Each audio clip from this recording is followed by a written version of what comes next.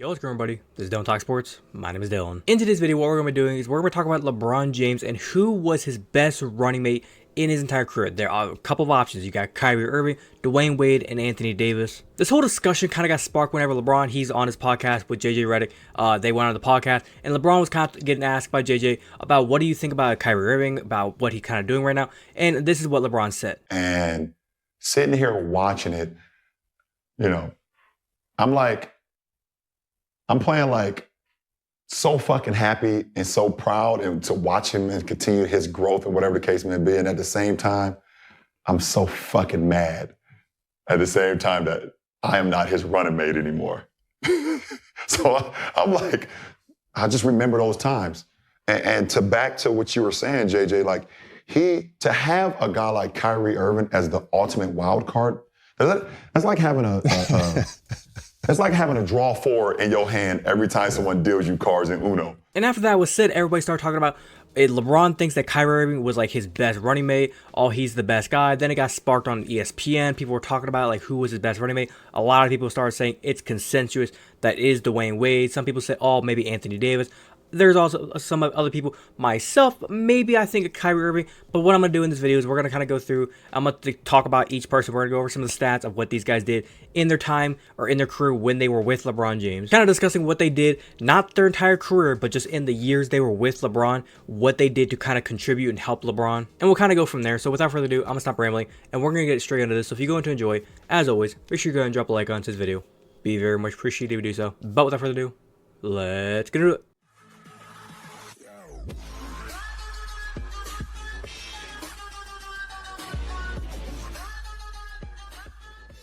Okay, first up, let's talk about Dwayne Wade.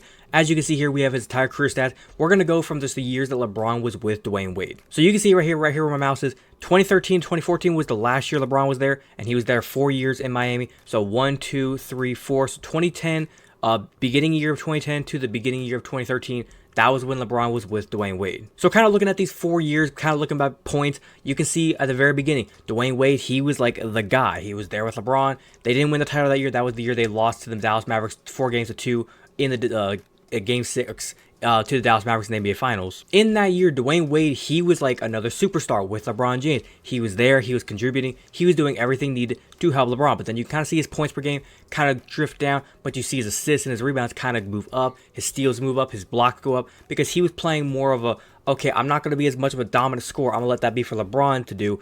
I'm going to help out in every other way of the game. And a lot of people have been saying that's why Dwayne Wade is the most best, like Robin to LeBron being Batman in this sense, because he was being the unselfless player, or being the selfless player to just step back, get back, let LeBron take over, and he can be the star, and Dwayne Wade could just step back and be like the second in command for the troops. Now, I understand what they're saying, but I don't buy it, because the way you see the greats throughout the years, and even nowadays, you need somebody beside you that's going to be a dominant scorer to help you out when you're putting up 30, 40 points and all your bench and like your reserve guys are not giving you any help. You have your secondary star that can go out there and give you another 30, 40 points. Dwayne Wade, on a solid basis, he was giving you at least 20, 25 points. Sometimes he gave you 30, especially in the playoffs. I think another thing that kind of holds back Dwayne Wade when it comes to the Miami Heat, the Heat were just so damn good that he didn't have to do a lot. I mean, for those of you who remember that team, LeBron James, Dwayne Wade, Chris Bosh, Haslam was still playing. You go from Chris Anderson, who remembers the Birdman. You can keep going. Mario Chalmers, Shane Battier. That roster goes on and on and on. That roster was loaded. Dwayne Wade didn't have to do much. Next up, let's talk about Kyrie Irving.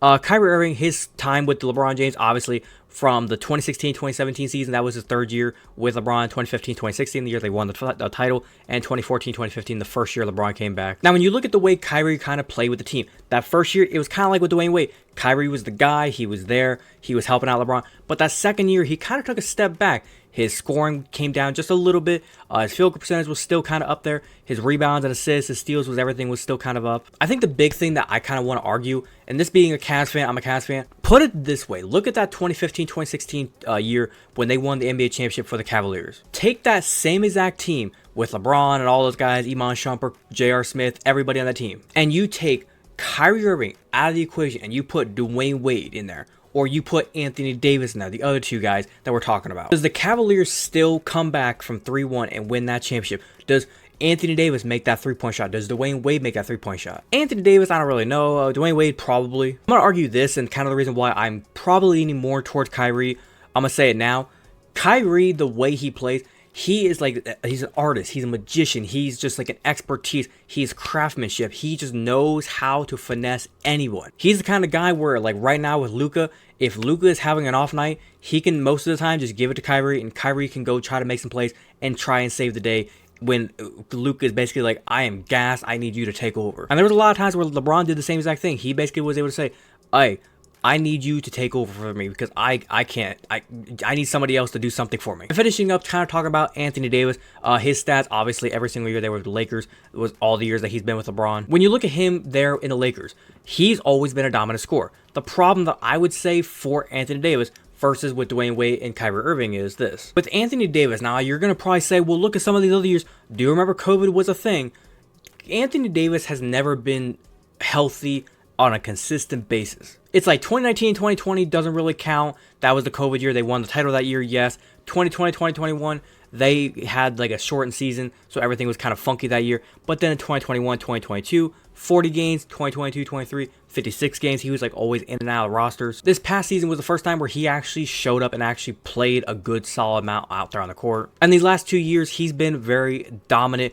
When it comes to rebounds, his field goal percentage has been up. Now I want to wrap it up by saying these last few minor things. Like I said with Kyrie Irving, if you take, let's say with the Anthony Davis title that they won in LA in the bubble, you take Anthony Davis out and you put Kyrie Irving or you put Dwayne Wade in there, are they still winning that championship? I don't know, because I think Anthony Davis, he put in most of the work in that title run and made them win that championship. And then the same thing kind of goes for the Miami Heat. You take Dwayne Wade out of there and you put Anthony Davis or you put Kyrie Irving in there. Does the Miami Heat still win those 2 titles? Now, I'm going to say something that people are not going to like and people are going to call me crazy for, but I'm going to say it anyways. There is a part of me that wonders, was LeBron James going to Miami? He looks back on it as like, it was just a blip on the resume.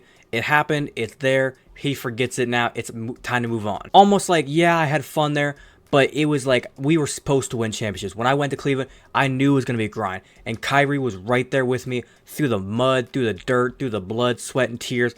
And he hit the clutch shot to bring a championship home. When everybody else on this team couldn't make a damn shot to save their lives if a gun was aimed at their head. When LeBron couldn't make a shot. Anyone couldn't do anything. They were playing some solid defense, but nobody could get the ball in the rack. Even the Warriors couldn't even make a basket. Kyrie, in the biggest moment with less than a minute to go, Steph Curry, the MVP, the unanimous MVP, guarding him.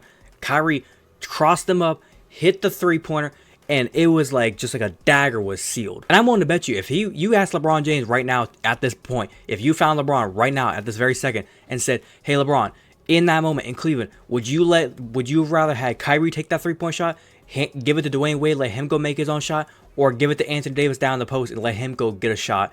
He would tell you 10 times, probably 9 times out of 10, just to be safe, he wants Kyrie Irving with the ball. And I may be a little bit biased here, but I'm going to be honest. I might take Kyrie Irving as well. I think Kyrie Irving is has more craftsmanship. He's more creative. He can make a lot of things happen. Now, I do want to say for the people that are going to be, did you not watch Dwayne Wade growing up? Yes, I did watch Dwayne Wade growing up. I grew up with him, watching him play. I've watched Dwayne Wade, Kyrie Irving, and Anthony Davis all grow up in front of my eyes as some of the best players, and Dwayne Wade growing up to be a Hall of Famer, Kyrie Irving probably going to be a Hall of Famer, and Anthony Davis on his way to being a Hall of Famer. And I'm going to be honest, just looking at all 3 resumes and looking at what these 3 players can do on the court and what Dwayne Wade did on the court, what Kyrie Irving and Anthony Davis are doing now on the court, I would say this, Dwayne Wade or LeBron James, he was better off with Kyrie Irving. You can agree or disagree, whatever it may be.